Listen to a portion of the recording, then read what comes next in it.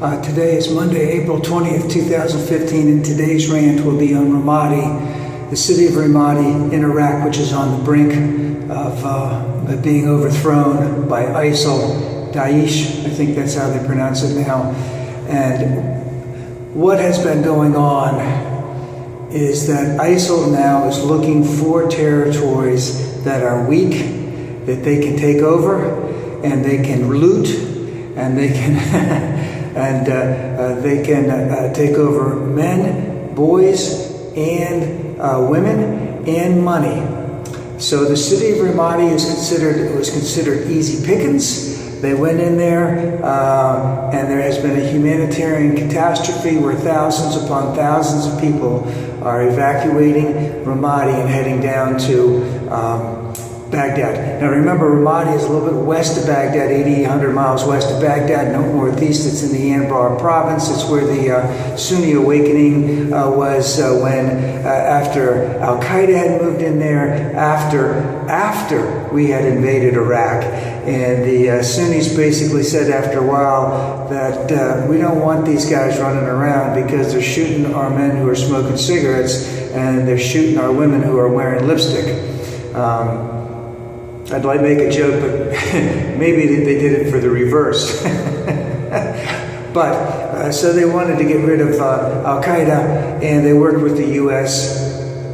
And Ramadi is now looking like it's going to be overthrown. What has been going on is that the Iraqi, basically Iraq is just Baghdad and all these other little cities.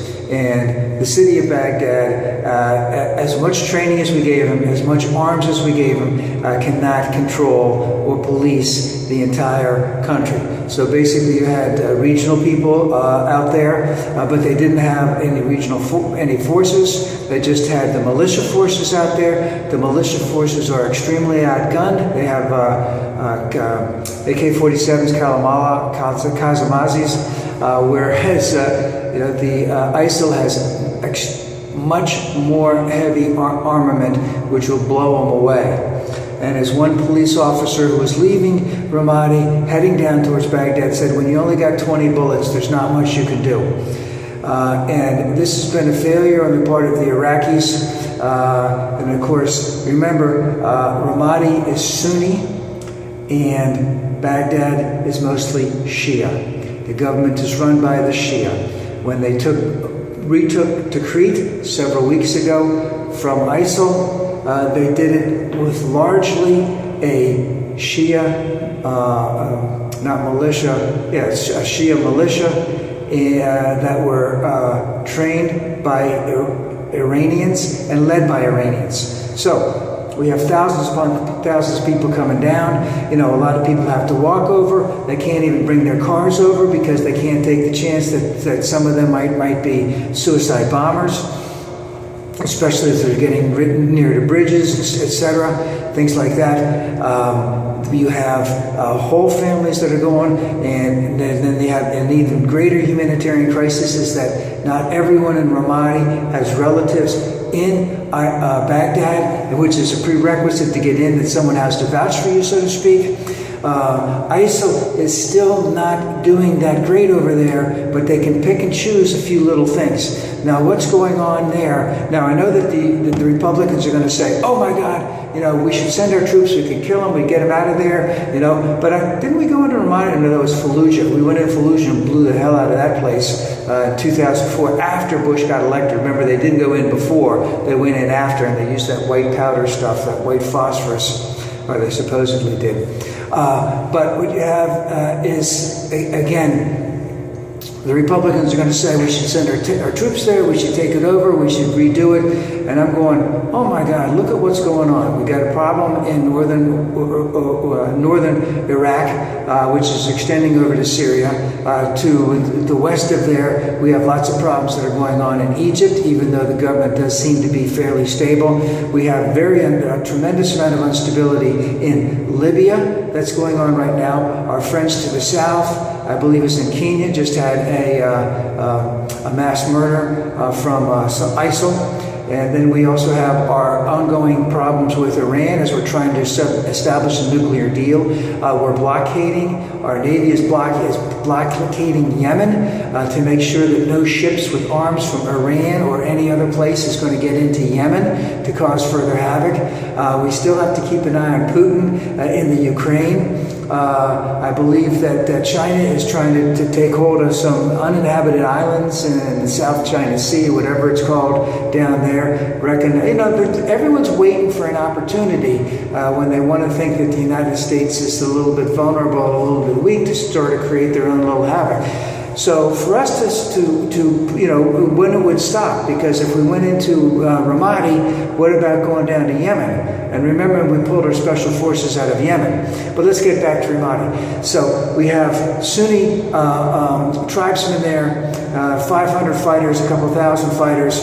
They can't hold the place. They don't have the arms. Our Iraqi Prime Minister, who was just here last week, said he wants big arms. And of course, the United States, it's not that they don't want to help, it's that they don't want these arms falling into the wrong hands. So what happened in Mosul, when ISIL went into Mosul last year at some point, all of the police force, whatever it was, they just dropped their weapons and ran. And that was a free gift to ISIL. And of course, ISIL took over the banks there, so they made a lot of money also. So there's a lot going on down there, and Ramadi is just a clear indication that that number one, the Shia do not place a great emphasis on helping out the Sunni over there, even though I do believe the Grand Ayatollah Sistani said that we all need to help out. We're all Iranians. We'll see if that really works out. They couldn't have taken Tikrit back if it wasn't for the Shia militiamen. So where is the army, and what can they do? How long will it take to get rid of ISIL? How long will it take to re-erect the Iraqi army so that it can take care of the entire country? How much can be done to stop the fighting, at least have a ceasefire in Syria, so that maybe this can help